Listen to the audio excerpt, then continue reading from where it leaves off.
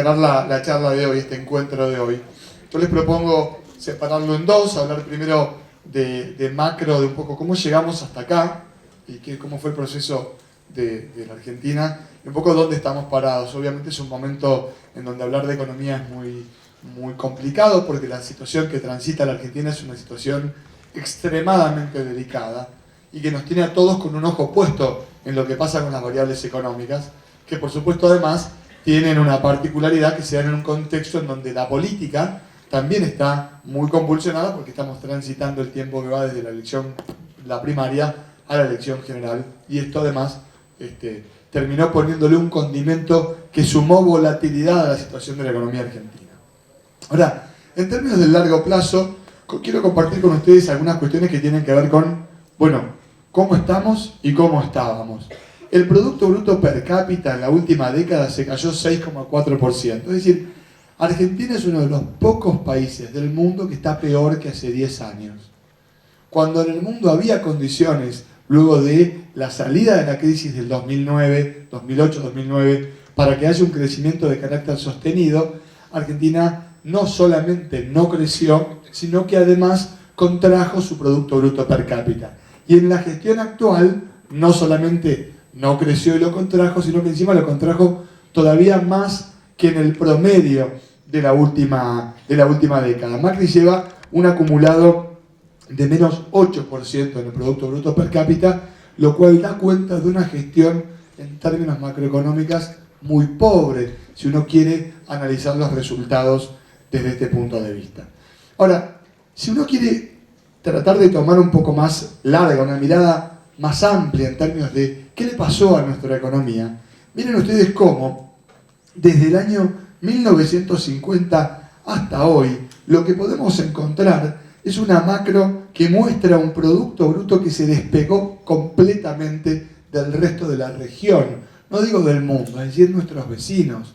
Si uno mira el crecimiento del producto de nuestros vecinos y el nuestro, Argentina, claramente es un campeonato que perdió. Salimos últimos lejos. Es decir, no hay un problema de un gobierno, somos todos nosotros.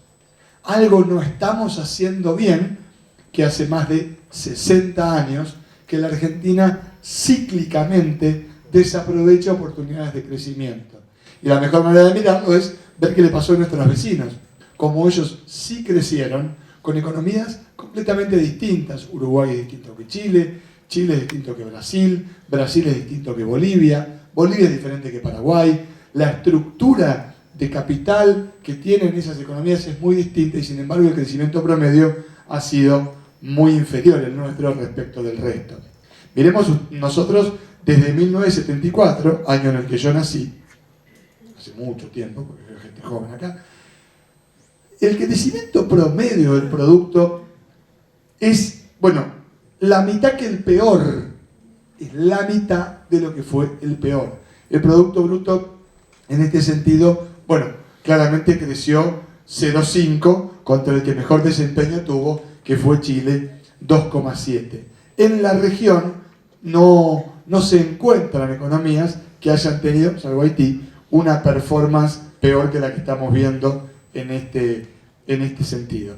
Y el cuadro que está ahí es, a esta tasa tardaríamos 140 años en duplicar el producto, mientras que Chile solo 26. Problemas. ¿Qué es lo que impidió esto? Productividad estancada, un sector público creciente y poco eficiente, restricción externa y una volatilidad cíclica. Hagámosle doble clic al tema de la productividad, que me parece que es importantísimo entender qué es la productividad. Y en este sentido, quizás esta es la gran discusión que está pendiente en la Argentina. ¿Cómo hacemos para ser un país más productivo? ¿Y en qué se expresa un país productivo? Vamos a intentar explicar el concepto de productividad. Acá calculo que hay un montón de colegas, pero veo chicos que tienen el uso de la escuela secundaria. ¿Quinto año? ¿Sexto? ¿Ya se fueron a Bariloche? ¿No? ¿Se van a Bariloche? Perfecto. A ver, ¿cómo explicar la productividad con Bariloche? No, dejémoslo. Vamos a explicarlo, con el fútbol. Pensemos en el fútbol. El Barcelona y el Betis. Dos equipos de fútbol, ¿Por qué el Barcelona paga mejores sueldos que el Betis? Los dos tienen 11 jugadores, los dos patean una bola esférica e intentan meterla dentro de un rectángulo con una red que se llama arco. Tienen que hacer goles los dos. ¿Por qué? Bueno, justamente porque los jugadores del Barcelona son más productivos que los del Betis. Entonces permiten, dada el tiempo que están en cancha, generar mayores ingresos, hacen más goles. Entonces, lo que tienen es, el Barcelona invierte en los jugadores, compra y también produce jugadores, y el resultado es que tiene un activo que en la misma cancha produce mucho más que el Betis y le permite pagar mayores salarios. ¿Por qué en España hay sueldos más bajos que en Alemania? Ambos pagan en euros. Vos ponés una fábrica de, qué sé yo, arandelas en España y en Alemania, y el alemán paga más sueldo que el español. ¿Por qué? Porque dada la misma máquina y la misma cantidad de horas, es muy probable que el alemán produzca más arandelas que el español. Puesto en fácil, por supuesto, podrían producir las mismas, o de más calidad, o con mejor diseño. Pero lo que está claro es que el gran déficit de la Argentina es que es un país que no ha podido modificar su función de producción y convertirse en un país con una mayor productividad. La productividad mejora de la mano de un conjunto de factores. La tecnología es una de ellas. ¿El Estado te ayuda a ser más productivo? Claro que sí. Porque si vos, cuando vas a fabricar algo, prendés la perilla de la energía y no arranca, difícil. Si estás esperando que llegue el personal y no llega porque se inundaron las rutas, difícil. Si tenés que resolver un pleito en la justicia y esa justicia demora un montón, difícil. Si querés conectar con la universidad para desarrollar un proceso de innovación que se nutre de lo que produce en la universidad, y esto es imposible, difícil. Todos esos factores y muchísimos más influyen justamente en la productividad, que en la Argentina está estancada respecto del resto hace mucho tiempo. ¿Y qué es lo que nos aleja de manera estratégica respecto del resto de los países de la región? De hecho, y déjeme hacer una nota de pie de página, yo digo, Argentina tiene 3 problemas por delante: los urgentes, los importantes y los estratégicos. Urgente hoy nuestro país tiene que preocuparse por lo que ya es una crisis de carácter social. Un país que tiene una pobreza que va camino a 37 puntos, en donde los sueldos van muy por debajo de los precios, cae el consumo de alimentos. Entonces vos tenés que resolver el problema del hambre.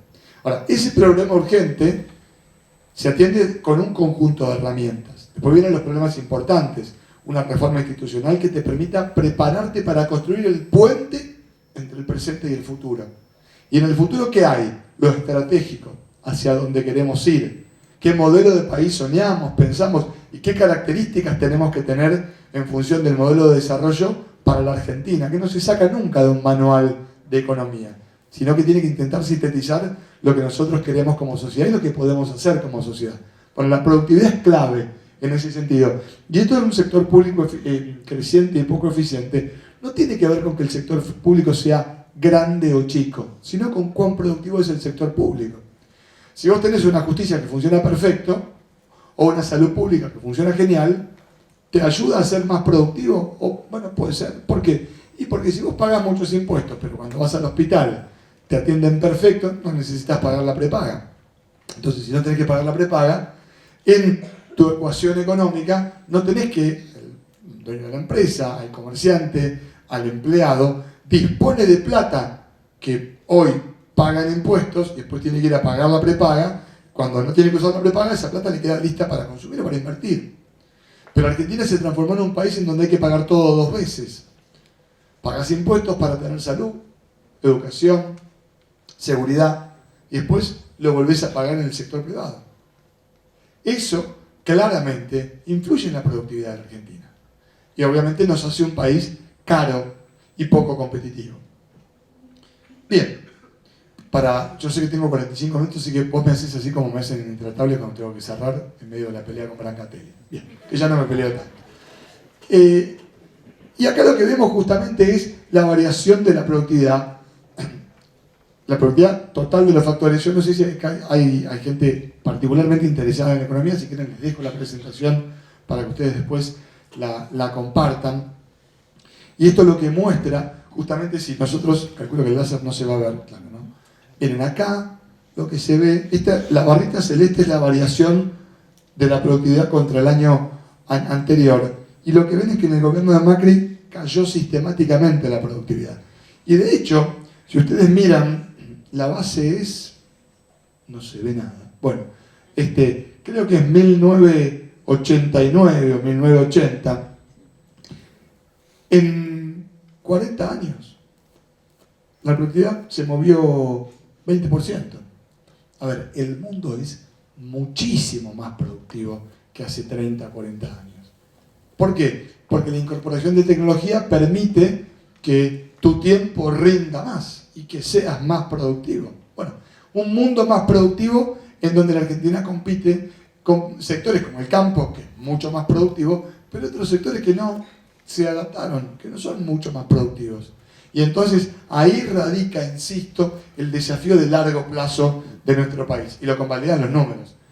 Y después vemos, claro, pues sí, el tamaño del Estado respecto de la economía. ¿Es importante? Y si el Estado no es eficiente, es muy importante. Porque la plata que vos pagás en impuestos, dejas de usarla para tus gastos personales. Y no está mal que vos pagues muchos, si vos tenés impuestos altos y tenés Noruega, excelente, porque tenés servicios públicos de alta calidad y entonces te resuelve el Estado lo que no tenés que ir a buscar en el sector privado. Ahora, como les decía yo antes, si tenés que pagar todo 2 veces, es complicado. Y lo que se ve acá, justamente, es que el peso del Estado respecto al total de la economía es asfixiante, dado los servicios que el Estado nos devuelve, porque hay un discurso que dice que 6 millones de personas le pagan el cheque a 20 millones, eso para mí es una estupidez, pero sí me parece importante entender que el tamaño del Estado tiene que guardar una relación concreta respecto de los servicios que nos devuelve el Estado. Y este gráfico nos permite pensar que si el tamaño del Estado o el peso del Estado respecto al total de la economía casi se duplicó desde 2004 hasta 2018, cabe preguntarnos, ¿recibimos el doble de justicia? ¿El doble de educación? ¿El doble de salud? Estamos pagando una factura que nos cuesta el doble, pero no nos están dando el doble.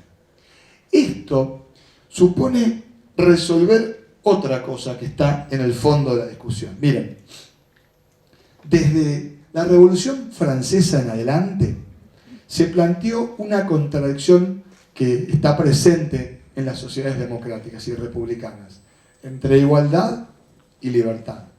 Cada vez que vos pagás impuestos, cedés grados de libertad, porque dejás de decidir sobre tu propio dinero. A cambio de tener más igualdad, porque el Estado toma esos impuestos y pone un punto de partida relativamente parejo. Es mentira que el que más, si te esforzás un montón, salís de pobre. Lo cierto es que la competencia nunca es pareja. Yo que creo en el rol del Estado, creo que la competencia sería pareja si todos saliéramos del mismo lugar. Ahora, si lo que más te preocupa cuando arrancás el día es comer, es muy difícil que te conviertas en un entrepreneur, porque tenés otro tipo de preocupaciones, como llenar la panza. Entonces, que el Estado esté ahí me parece fundamental, porque es el que garantiza que haya un mínimo común denominador. Ahora, lo que se rompió, para mí en los últimos 8 años, y no lo logramos recomponer, es esta tensión inherente a la libertad y a la igualdad. Porque te cobran más impuestos, te quitan libertad, pero no te dieron más igualdad. No te dieron más Estado, te dieron un Estado más caro, que no es lo mismo. Y eso es lo que me parece que la Argentina también tiene que discutir de acá hacia adelante. ¿Cómo hacemos para tener un Estado que, dado el tamaño que sea, que decidamos 100% de gasto público? Ok, pero que sea parejo con lo que nos cuesta, que no sintamos que estamos siendo estafados en esto que pagamos de impuestos y lo que recibimos. ¿Se entiende esta contradicción? Bueno, las sociedades en el mundo discuten estas cosas. Lo que pasa es que en el mundo lo que está mejor resuelto es esta relación entre lo que el Estado cuesta y lo que el Estado devuelve. Entonces, se discute libertad e igualdad en función de cuán grande crees que sea el Estado, pero nadie duda de que el Estado te da por lo que te está cobrando. Y esto es lo que tenemos que, insisto, revisar en la Argentina. Otro de los factores que tienen que ver con la competitividad, y ya empezamos a ir de a poquito metiéndonos en el día a día, es el tipo de cambio. Lo que tenemos acá, para aquellos que no conocen lo que significa el índice de tipo de cambio real multilateral, es no solamente la competitividad del peso contra el dólar, sino que en realidad, si la queremos medir de manera un poco más precisa, tendríamos que incorporar cuántos pesos por dólar, cuántos pesos por real, cuántos pesos por euro, cuántos pesos por yuan o por peso chileno, que son aquellos países con los que más comerciamos. Si nosotros construimos un índice y ponderamos ese índice por el volumen de comercio que tenemos con esos países, lo que vamos a tener es un índice de tipo de cambio que es multilateral. Si le descontamos la inflación, lo convertimos en un índice de tipo de cambio real multilateral. Esto indica la verdadera competitividad de nuestra moneda. En general, se parece bastante a lo que es el índice de tipo de cambio normal contra el dólar, ¿sí? Pero puede pasar que el dólar suba mucho acá y no suba en Chile, o no suba en Brasil, o no suba en Europa, y entonces se modifican las condiciones. O que suba mucho en Brasil y acá no. Por eso el índice de tipo de cambio da cuenta con bastante precisión de cuál es justamente la competitividad de nuestra moneda. Y verán ustedes que en realidad el pico del aumento de la competitividad de la moneda lo tuvimos en septiembre del año pasado. ¿Por qué no ahora que subió 20 mangos el billete? Porque en septiembre del año pasado había subido 20 pesos, pero la inflación no se había comido toda esa suba. Vean ustedes cómo baja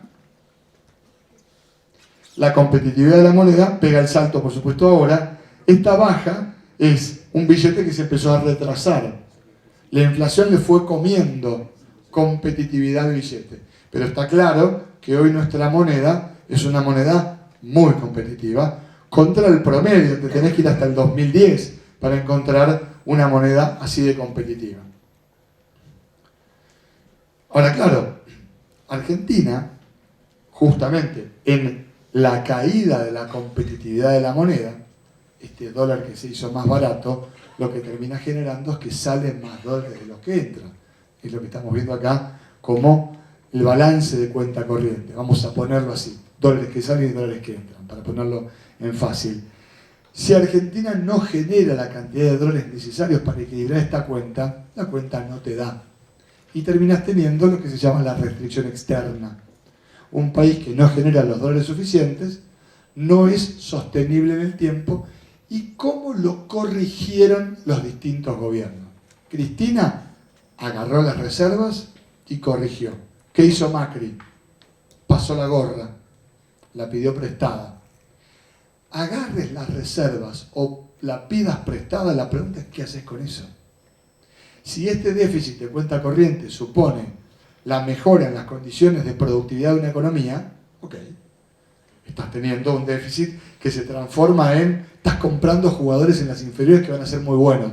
En 2 años vamos con todo. Ahora, si te compras unos matungos terribles que no meten ningún gol, si te la estás gastando viajando barato al exterior, y es complicado.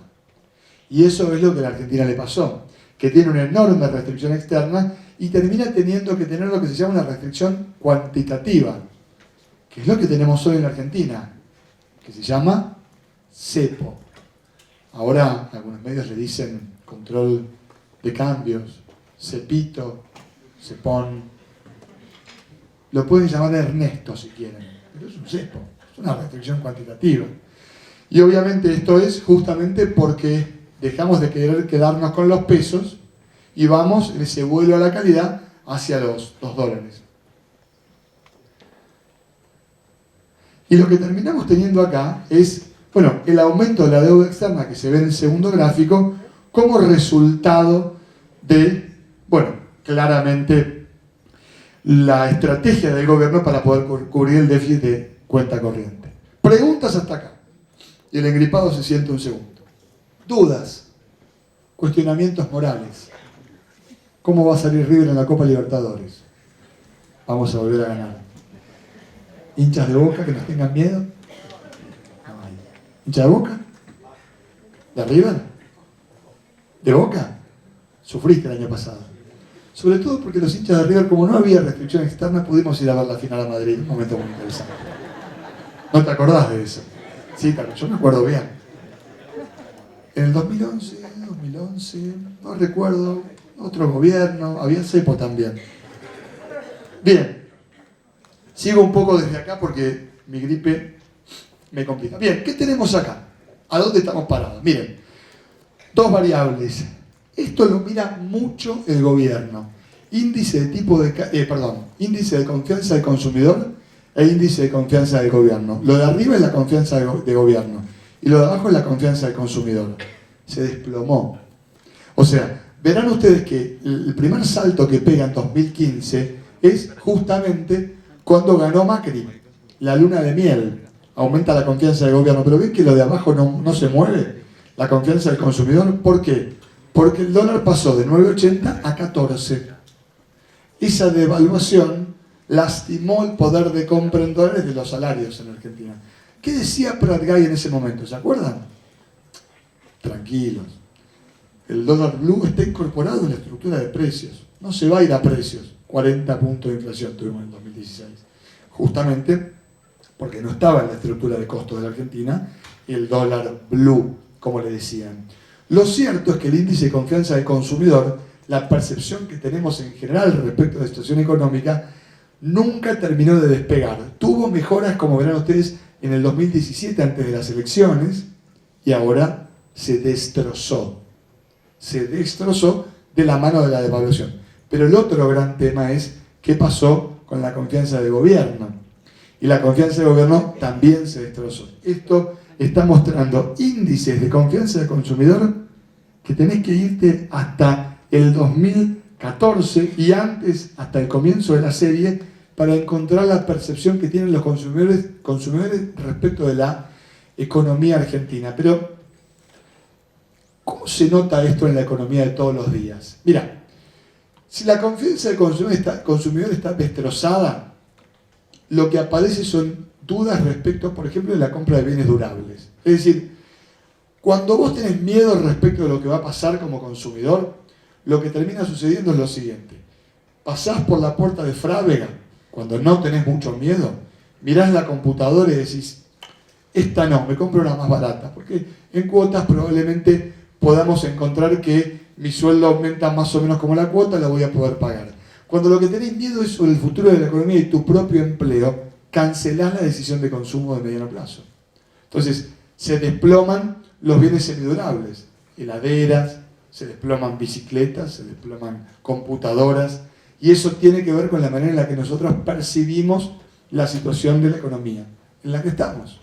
Y esa percepción, obviamente, deteriora decisiones de consumo presente que le terminan pegando también a las decisiones de inversión. Por cierto, y hacemos nota de pie de página, la inversión de la Argentina nunca despegó. Nunca despegó. Y hay una pregunta, primero la inversión y después el consumo, primero el consumo, después la inversión. Bueno, lo que está claro es que ni con el modelo previo, 2011-2015, ni con este, pudimos levantar la inversión, que es la gran generadora de empleo. O sea, ni subsidiando el consumo, ni generando, entre comillas, condiciones para que lleguen las inversiones. Pues yo cuando vino este presidente me compré un paraguas porque dije, me van a lastimar los dólares que van a llover con la lluvia de inversiones. Te puede caer un ladrillo de dólares que te lastime. Nada de eso pasó. Porque claramente las inversiones llegan cuando la expectativa en términos de la tasa de retorno de la inversión es elevada. Y Argentina nunca generó esas condiciones. Y entonces, claro, no llegaron las inversiones, el consumo nunca despegó y la percepción de la economía es hoy mucho peor de lo que era el comienzo de esta gestión. Y la confianza del gobierno obviamente está en un espacio que es un poco el reflejo del poder político del cual carece el presidente. Y en economía eso es muy importante, porque el poder político es quien determina qué tan confiable o no es una medida de gobierno. Cuando vos hacés política económica, el activo más importante que tenés es que te crean. Porque si no, la medida no va a funcionar. Ahora, un gobierno, ¿cuándo es creíble? Cuando tiene reputación. Porque la credibilidad es hija de la reputación. ¿Y la reputación qué es? Es algo parecido a haber cumplido con lo que dije que iba a hacer. Y que se hayan dado los pronósticos que dije que iban a suceder. Y entonces el gobierno empezó diciendo que en el 2016 la inflación iba a ser 25 y fue 40. En el 2017 te dijeron que iba a estar entre 12 y 17 y fue 25. En el 2018 te dijeron que iba a ser 15 y fue 48.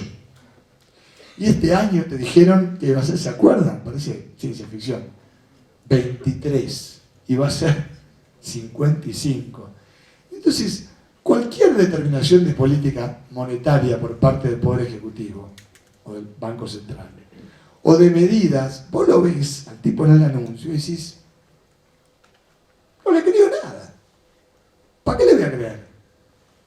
O sea, niegan la medida hasta que la medida está. ¿Cómo se recompone la confianza? Con poder político. Y si no lo tenés, ¿qué podés hacer? Bueno, yo te voy a decir que seguro no conviene. Ser un caprichoso. Ser un caprichoso. Si sos un caprichoso, entonces es más complicado. Ahora, si convocás al arco político en general o intentás algún camino que permita construir algo que te lleve de acá hasta octubre sin demasiados sobresaltos, tal vez tengas alguna chance de transitar esto sin demasiada volatilidad. Hoy el poder político tiene que intentar acortar la volatilidad. ¿Qué es acortar la volatilidad? Que ustedes dejen de mirar el teléfono al final del día a ver cuánto cerró el dólar. Así de simple. Para saber si la economía es volátil tenés que saber o ver el noticiero. Si en el noticiero donde te ponen la temperatura y la humedad, te agregan el valor del dólar, volatilidad. Si te agregan valor del dólar y riesgo país, estamos cagados. Ya está. Porque Argentina es un país raro. ¿Todos conocen la palabra riesgo país? Bueno, déjenme que les cuente que eso no pasa en cualquier parte del mundo. Vos podés irte a Wall Street, te vas, si alguno de ustedes tuvo la oportunidad de ir, está el toro, ahí afuera en Nueva York, en Wall Street, que la gente se saca fotos tocándole algo al toro, que trae suerte, dicen. Vos parás un hombre de las finanzas en Wall Street y le decís, excuse me, sir, do you know, así, ¿no? What is the country risk? El tipo te va a mirar diciendo, ¿de qué me estás hablando, chango? Solamente acá te tomas un taxi y el taxista te dice, yo estoy un poco jodido, el riesgo país como cerró, ¿no? Pasa solamente en la Argentina. Yo que dejé la mochila, que siempre iba conmigo en la mochila, yo voy en subte a dar clase en la universidad. Entonces, ¿qué me preguntan? Ahora que estoy más en modo que me dedico a la política, por ahí un poco menos, pero me hacen siempre dos preguntas. La primera es, ¿qué va a pasar con el dólar? Imagínate una reunión familiar, ¿no? En casa. Y la segunda es, ¿cuándo explota esto? Ahora, imagínate que estás en el metro de Londres y te vas a, no sé, a la universidad, a la LSI, a dar clase con la mochila. Entonces te dicen, ¿cómo ves la libra esterlina? Y con Boris Johnson la veo complicada. ¿Cuándo explota esto? Se bajan todo el subte porque piensan que tengo una bomba en la mochila. Solamente en la Argentina la pregunta ¿cuándo explota esto? Es normal. Y digo, este es un país que se acostumbró al tsunami de noticias pésimas, pésimas. Y tenemos el cuerpo tan lleno de moretones que el día que no nos dan una trompada sentimos que una cachetada es una caricia. Y entonces, claro, me decía recién un colega de ustedes, bueno, luego de varios días de calma, ¿crees que la cosa está mejorando? Y yo digo, pero pará, viejo, escucha, disculpame lo que yo piense como vos, pero ¿qué es varios días de calma? El riesgo país en Argentina es de 2.200 puntos. Y el dólar vale 20 mangos más que hace un mes. Y la inflación cuando la conozcamos va a ser 4 o 5%, y el mes que viene lo mismo. La pobreza está yéndose hacia el 38%, el desempleo está aumentando. ¿Y la calma cuál es? ¿Qué sé yo? No, la calma es que el dólar no subió 3 pesos los últimos 2 días. Y que el riesgo país dejó de subir. ¿Y cómo ves el tema corralito? Claro, la pregunta natural es, che, ¿estará la plata que depositamos en los bancos? Macron subió la nafta 4% y le prendieron fuego a París. ¿No? Acá, digo, y esto, déjenme hacer un comentario político. El rol que ha tenido la política, oficialismo y oposición, ante la performance económica, ha sido mucho más responsable de lo que muchas veces se cree. ¿Saben cuánto subieron las jubilaciones el año pasado? ¿Alguien se acuerda? Permiso. ¿Se acuerdan? Les voy a refrescar la memoria. 28%. La inflación fue 48%. La fórmula, luego del recorte jubilatorio, permitía que este año haya una recuperación del poder de compra de la jubilación. ¿Por qué? Porque como la inflación del año pasado se suponía que era mayor que la de este año, se recuperaba este año. Bueno, este año va a ser 55 la inflación. Va a ser mayor que el año pasado. Otra vez los jubilados pierden contra la inflación. AUH pierde contra la inflación. Asignación universal por hijo. Por cierto, si quieren lo discutimos, que no es un regalo, es un derecho. Porque a veces aparece gente en la tele creyendo que eso es un regalo. No es un regalo, es un derecho. Entonces, es importante entender que el deterioro de las condiciones económicas de vida, la del bolsillo, es bestial. Y vos salís a la calle, está todo normal, te compras 20% menos que hace un año con tu sueldo que ya era una mierda y no pasa nada. Más responsabilidad que eso. ¿Qué creen que pasa en cualquier país del mundo cuando la gente se compra 20% menos o cuando la pobreza salta a 10 puntos? La gestión de eso es una gestión complicada. Miren, a mí los sindicalistas no es que me caen ni bien ni mal, pero yo digo, no, porque le hicieron tantos paros a Macri o a Cristina o al Mago Sin Dientes, no me interesa. Pero la verdad es que bastante bien la van llevando. Yo sé que no es simpático lo que estoy diciendo, pero los salarios perdieron por muchísimo. Vivimos mucho, pero mucho peor en términos de poder de compra ahora que hace un año. Y hace un año que hace 2. Entonces es importante entender esto, porque si no, cuando uno se queda preso del día a día, dice, mirá la declaración de fulano de tal, qué incendiario. No, flaco, incendiario es la realidad. Digamos, las declaraciones son en todo caso consecuencias. Y en el juego oficialismo-oposición, vayan a ver, es decir, Boris Johnson, que ese es incendiario, no sé si alguno lo conoce, no digo personalmente, si alguno lo conoce personalmente, que nos cuente la experiencia, pero es el primer ministro de Gran Bretaña. Cerró el Parlamento, se le fueron los parlamentarios, se está haciendo el Brexit, se matan oficialismo y oposición. En el mundo, Trump decía que Obama no había nacido en Estados Unidos, o sea, esto es Disney, al lado de, quiero decir, la dinámica de la agenda de debate público en Argentina no es una dinámica de se matan unos contra otros. Lo que es, ya categoría ni Haití, es el deterioro de las variables económicas. Pues es importante entenderlo porque la construcción de lo que viene, sea quien gobierne, requiere que en algún momento el que gana incluya al que perdió. Porque si no es imposible. Uno solo no puede. Intentamos sistemáticamente, difícil. Uy. ¡Tarán! Ahí está. Miren la percepción de la situación personal. Bueno, horrible. Es decir, antes veíamos lo que se llama índice de confianza del consumidor. Cómo veo lo que pasa. Ahora, cómo veo lo que me pasa peor.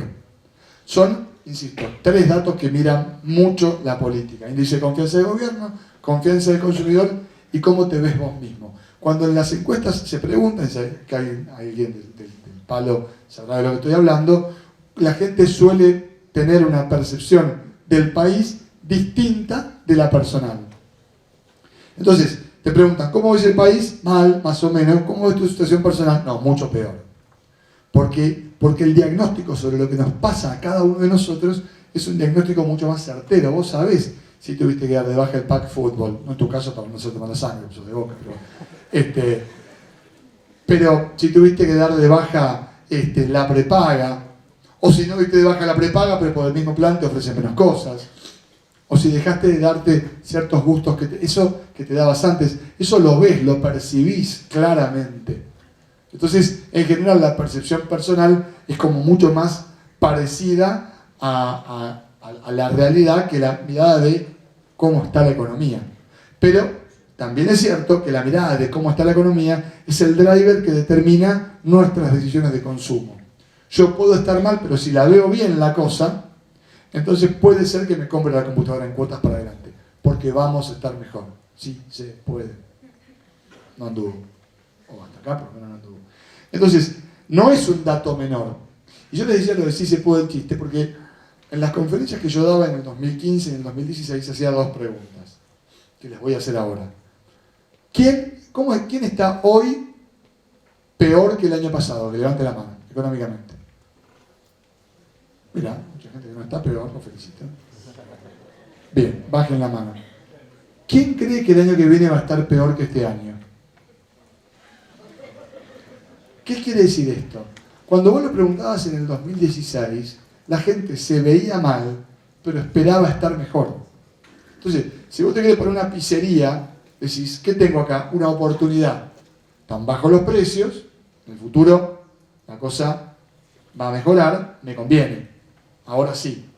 Claro, cuando vos estás mal, porque estás peor que el año pasado, y el año que viene creés que vas a estar peor, bueno, entonces tu decisión de consumo queda cancelada, pero tu decisión de inversión también queda cancelada. Y por cierto, si querías invertir y querías canalizar tus ahorros en instrumentos que son los que en el mundo se usan, que no son los plazos fijos, que son los fondos comunes de inversión, bueno, también se encargaron de hacer los puré hace poco más de una semana con un capricho absolutamente incomprensible por parte del Poder Ejecutivo. Digo, el reperfilamiento de las LECAP, perdón si hay alguien del Poder Ejecutivo acá, fue una estupidez imperdonable que le pegó de lleno. ¿Saben lo que son los fondos comunes de inversión? Bueno, mándenles un saludo porque no existen más. Destrozaron la industria minorista de fondos comunes de inversión, que es el canal por el cual se transita la gestión de los ahorros en el mundo. El plazo fijo es una herramienta malísima comparada con un fondo común de inversión. Bueno, acá tumbaron los fondos comunes de inversión porque estaban colocados en algo que es más seguro que un plazo fijo, que es algo así como un plazo fijo en el Banco Central. Y no canceló eso el Banco Central. Digo, para después poner un cepo. Si vas a poner un cepo, ¿para qué defaulteaste las LECAP? Digo, una precisión personal. Porque el que tomó la decisión es un nene caprichoso y no quería el cepo. Reperfiló las deudas, la LECAP y las LETES,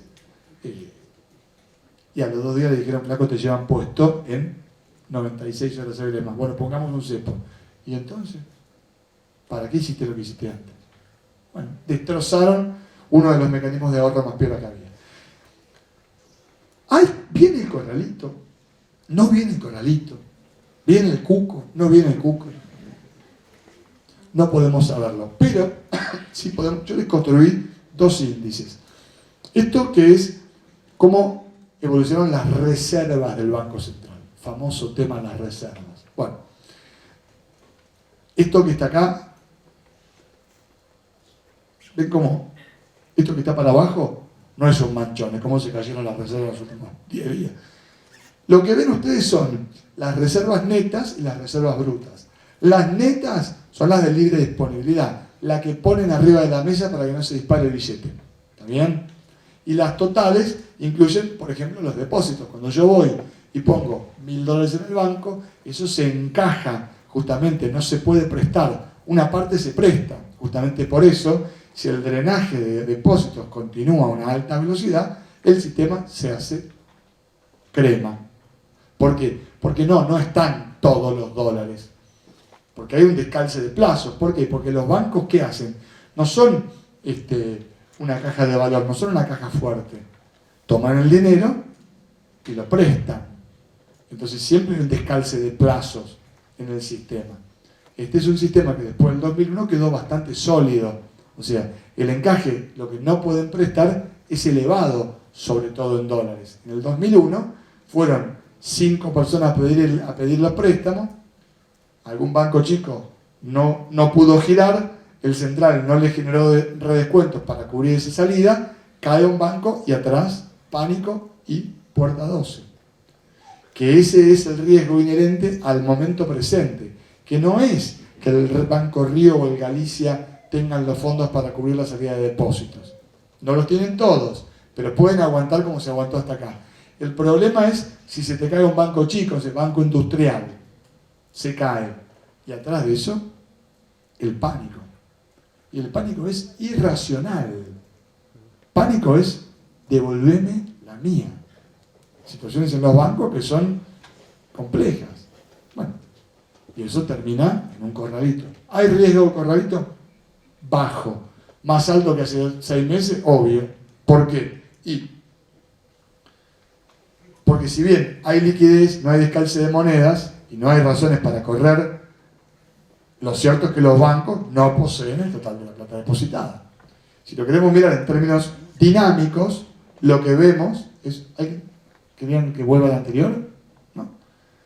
Lo que ven ahí es un índice que armamos, que a veces está bastante bueno, que es, tomando como base 100, de vuelta, un índice, la velocidad y la trayectoria de los depósitos en dólares en el sistema desde que se toman ciertas medidas. La raya amarilla es ahora. La azul es cuando fue el cepo de Cristina. Está mal la fecha, fue 28 de octubre. Lo que ven ahí es cómo se fueron cayendo los depósitos, base 100, ¿se entiende? Entonces miren ustedes cómo cae con Cristina, sistémico, 20% de los depósitos en dólares cuando aparece el cepo, y se queda ahí. Fíjense, con la devaluación del 2018, los depósitos caen y terminan subiendo con el paso de los días. Esto que ven acá es día por día, día por día. Y claramente, en la devaluación del 2014, también no hubo un impacto, de pronto se caen, queda frenado y después recuperan los depósitos, que es la línea gris. La línea azul es cómo evolucionaron los depósitos en dólares del sistema después del cepo de Cristina. Y la amarilla es ahora. Estamos llegando, o estamos camino a quedarnos en el 80% de la plata que estaba depositada en dólares en el sistema cuando empezamos, ¿sí? Base 100. ¿Qué preocupa? La velocidad. Fíjense que este tramo muestra los primeros días después del cepo. Ven como acá fue más rápido la salida de depósitos. Y ya ayer y anteayer empezó a tener una velocidad, bueno, fuerte, pero parecida a la del 2011. Viene el gobierno diciendo extiendo plazo de horario bancario y viene el ministro diciendo ¿querés dólares? Llévate todo, no hay ningún problema. La gente fue, pidió, había. Trajeron billetes de la Reserva Federal porque estaban allá, pidieron, había. Che, mi tía Carlota quiso ir, fue, estaban los dólares. Bueno, en algún punto tener los dólares en casa empieza a ser hasta una cuestión de seguridad. Bueno, pero están los tombos, ¿te parece? No, están los dólares. Bueno, se construye alguna mínima confianza sistémica.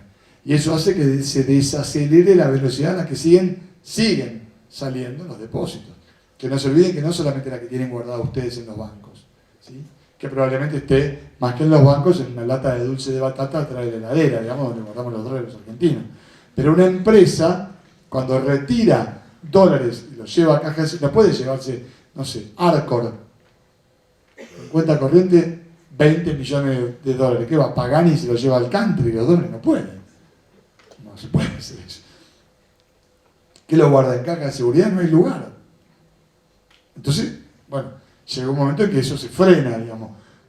Pero claramente, si se acelera, bueno, podés tener una crisis de confianza que te lleve a algo parecido a un corralito. Obviamente, yo creo que hoy, inclusive la raya amarilla va a cruzar la azul y amarillo, y me parece que se va a asintotizar, digamos, se va a aplanar, si se quiere, la velocidad a la que están saliendo los depósitos y por lo tanto seguramente la cosa será más tranquila. Y este es, por supuesto, el punto que tenemos que intentar ver cómo evoluciona a partir de acá. Variación de reservas. Veíamos antes el total, acá tenemos el desagregado. Hicimos, bueno, herramientas que cuenta el central para hacer frente a la salida de depósitos, la línea verde. Al mercado cambiario, la línea roja. Ahora, si el préstamo del fondo no viene, tenemos un problema. ¿Vendrá antes de octubre? Yo creo que no. ¿Es razonable? Y la verdad es que si lo vas a terminar poniendo todo para aguantar el precio del billete, me parece que no tiene sentido. Sí creo que tiene sentido si forma parte de un programa económico acordado con el fondo, y eso es un paquete de plata que, además de subir la deuda, te permite tener herramientas que estabilicen el sistema. Ahora, si solamente vas a alimentar un par de días más la corrida, tal vez no tenga demasiado sentido. Y esto que calculamos acá, me parece que es interesante para compartir, porque es el lado B de la crisis desde que empezó, que es qué nos pasa a cada uno de nosotros, lo que yo llamo la quiebra familiar. Yo desde marzo que vengo insistiendo con que hay dos temas, uno el trabajo y otro las deudas familiares.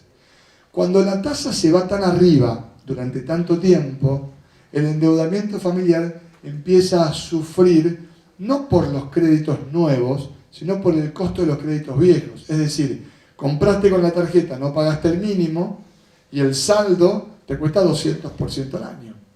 Entonces, aunque te hayas descalzado un mes o 2 meses y después pagues el total, eso que te quedó pendiente es una bola de nieve que va creciendo. Y erosiona, por supuesto, tu cuenta corriente personal y, por supuesto, termina retroalimentando la caída del consumo. Y lo que ustedes ven acá es justamente cómo te tenés que ir hasta el 2007 para encontrar un aumento de la mora del sector privado, tarjetas más créditos personales, de esa magnitud. Eso es complicado. Eso es, porque esta es la quiebra familiar. Si vos mirás las empresas, que es la línea verde, que también se dispara junto con la roja, y fíjense que esto no es una semana, esto es el último año. Insisto, el aumento fenomenal de la tasa de interés destrozó nuestras finanzas personales, pero también la de las empresas. ¿Y esto qué hace? Rompe la cadena de pagos.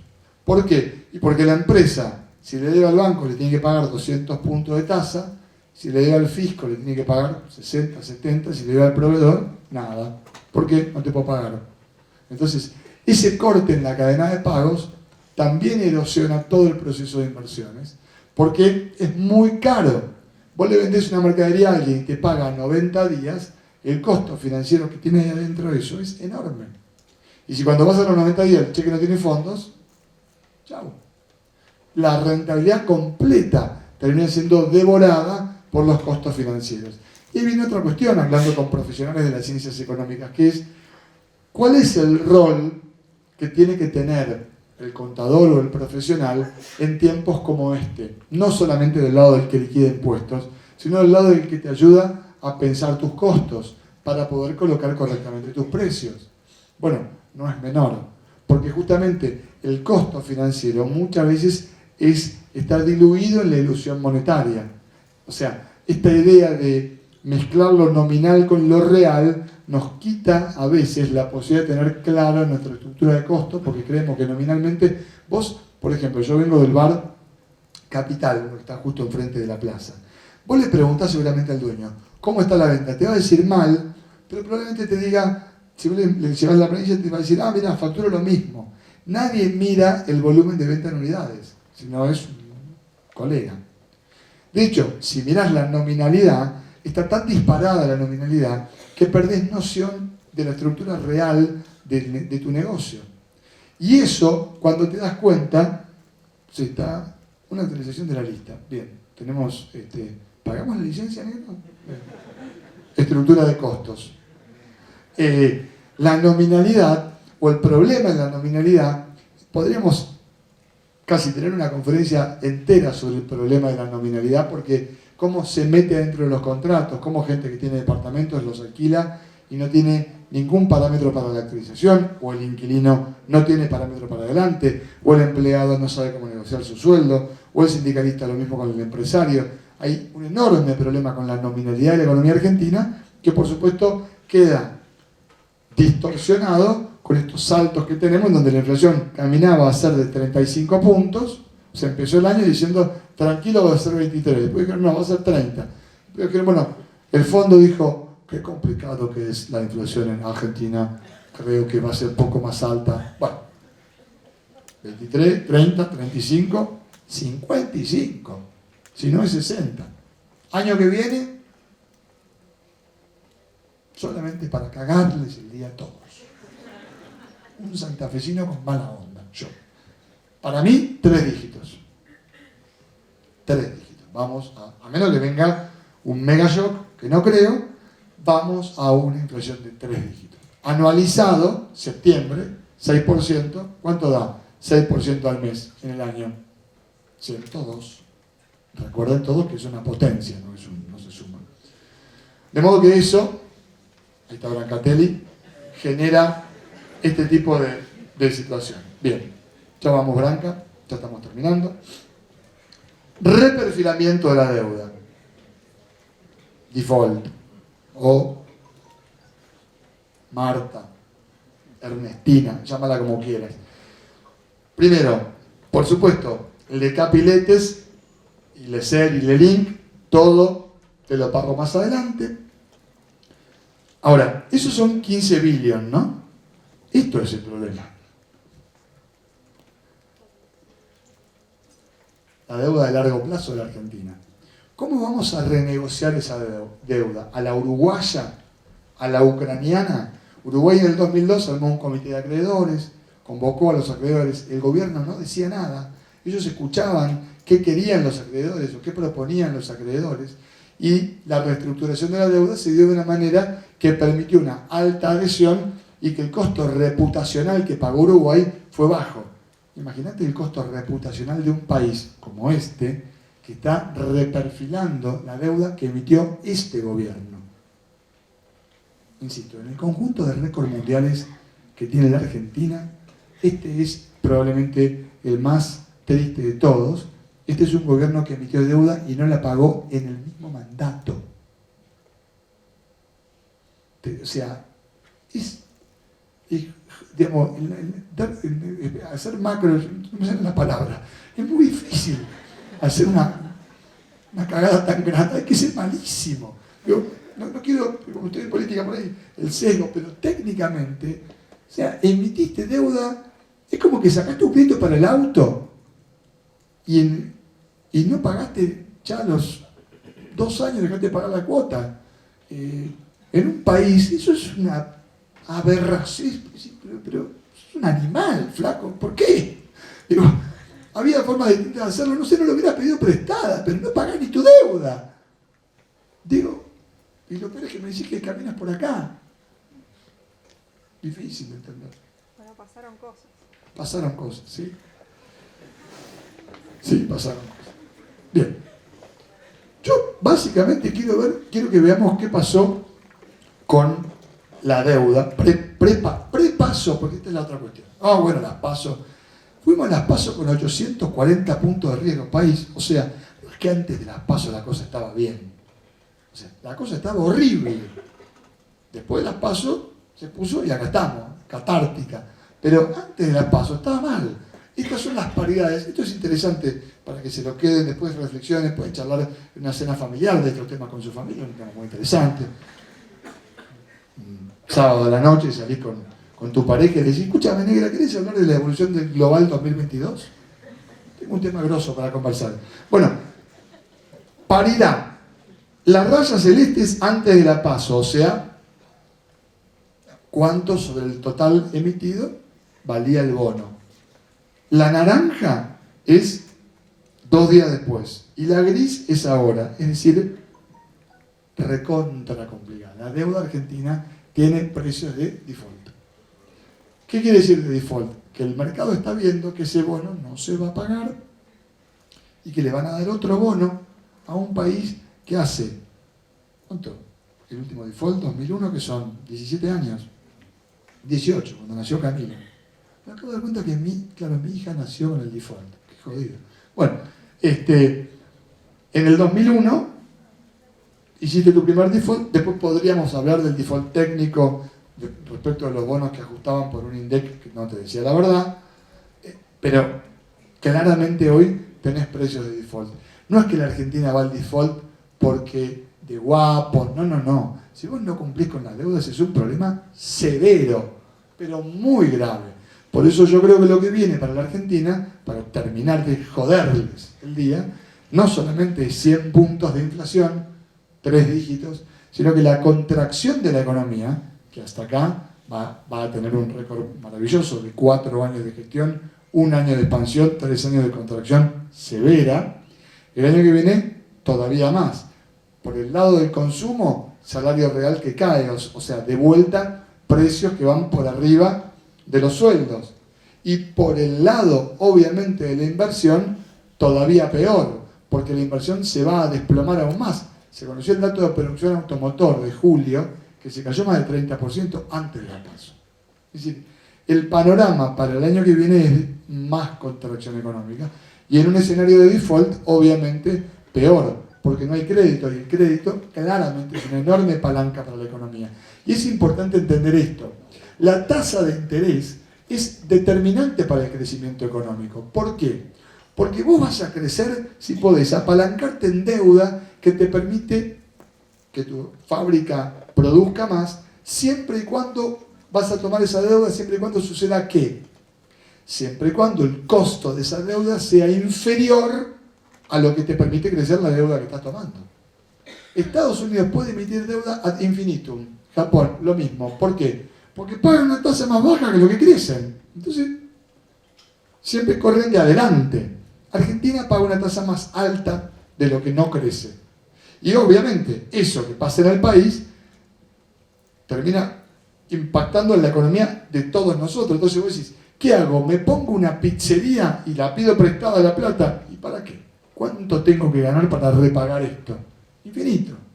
Entonces el costo de oportunidad de invertir es elevadísimo porque esa tasa de interés es impagable.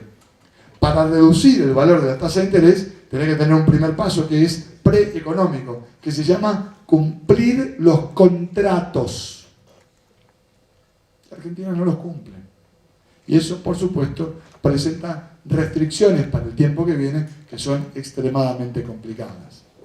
Bien, cerramos con tasa de inflación, que decir, la inflación, por supuesto, camino anualizado a 100, 120 puntos, el pass-through, que es cómo la devaluación pasa a los precios. Yo lo que digo es que el impulso inflacionario de la última devaluación todavía no se vio, por eso ven que la raya roja, que es la evolución del dólar, lo que está mostrando es que esa aceleración no se vio en los precios, se va a ver en agosto, se va a ver en septiembre, y si no termina de darse completamente, será porque la actividad económica está tan deteriorada que no hay margen para subir los precios en función de la señal de aumento de costos que puede tener el producto. De hecho, el índice de precios mayoristas subió mucho más que el minorista. Esto no quiere decir que para mí la inflación sea un fenómeno que se explica por los costos. Yo creo, y no es una posición ideológica, sino una posición técnica, que la inflación es un problema de orden monetario. ¿Sí? En Argentina a veces cuesta entender esto. Algunos en el extremo creen que se resuelve solamente desde el Banco Central. Yo creo que sí, pero con eso no alcanza. ¿Por qué? ¿Cómo se resuelve la inflación en la Argentina? Bueno, si es cierto con esto, pasó la historia. Pero digo, en realidad es bastante conocido. Construyendo demanda de dinero, que te quieras quedar con los pesos. Y no es que te querés quedar con los pesos solamente a partir de una política monetaria, digamos, restrictiva en lo que tiene que ver con la emisión, sino que en general la construcción de demanda de dinero es una construcción económica, pero también es política, es social y es cultural. Si ustedes se agarran un billete van a ver que está firmado. Está firmado por el presidente de la Cámara de Diputados o de Senadores y el presidente del Banco Central. Nadie le cree a los que están firmando ahí. Entonces, si no te quieres quedar con tu moneda, es porque tu moneda no cumple el rol del dinero. ¿Hay algún economista acá en la sala? Bueno, en la facultad enseñamos que la moneda, para ser considerada dinero tiene que cumplir con 3 funciones. Unidad de cuenta, medio de cambio y reserva de valor. Unidad de cuenta que tengo que nominar los precios en moneda. Medio de cambio es tengo que poder pagar en pesos. Yo me tomé un té con un agua, 140 mangos, y 160, pagué en pesos. Y reserva de valor. Bueno, hay una de las tres funciones que los pesos no cumplen, no son reserva de valor. No ahorramos en pesos, o para ahorrar en pesos la tasa tiene que ser infinita. Bueno, justamente eso es lo que tenés que resolver para bajar la inflación, que es, bueno, reconstruir la demanda de dinero. Y eso, con un banco central que te promete una inflación que no te cumple, no tiene reputación, y por lo tanto, no tiene reputación, no es creíble, y si no es creíble, que imprime los billetes. ¿Por qué vas a demandar el producto de su impresión, que son los pesos en Argentina? Es muy complicado. Bueno, la reconstrucción de la credibilidad y la reputación para mí es un proceso no solamente económico, sino también político, social y cultural. Muchísimas gracias.